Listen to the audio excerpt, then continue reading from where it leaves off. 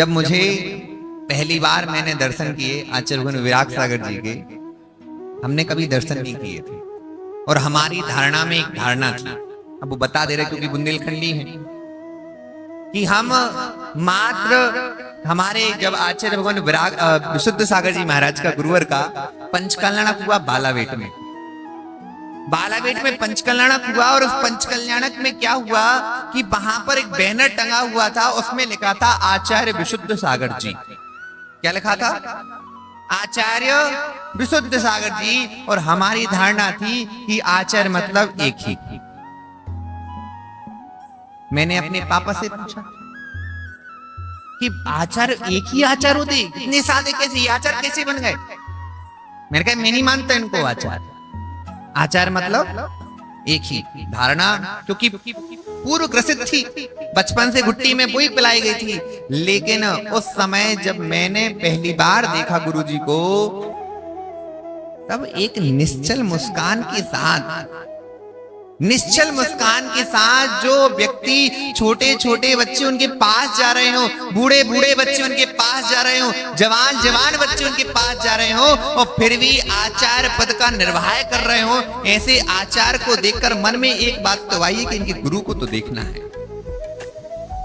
उनके गुरु को देखना है। मैंने 2014 में पहली बार दर्शन किए हुए आचार्य भगवान विराग सागर जी।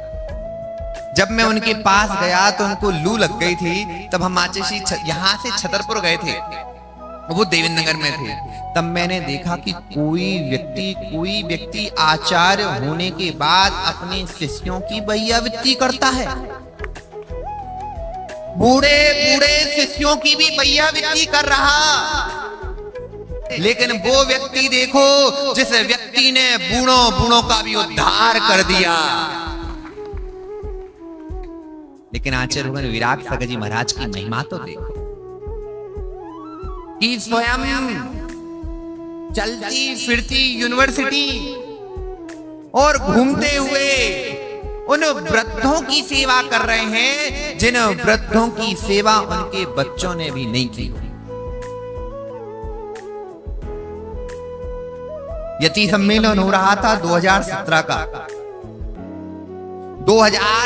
का यति सम्मेलन हो रहा था झांसी करवा जी में।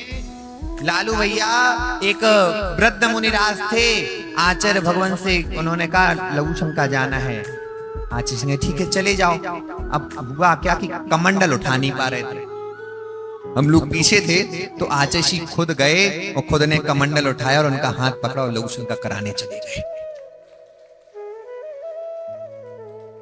इतनी सहजता सरलता जिस किसी में है उसका नाम आचार्य भगवान विराग सागर जी हैं।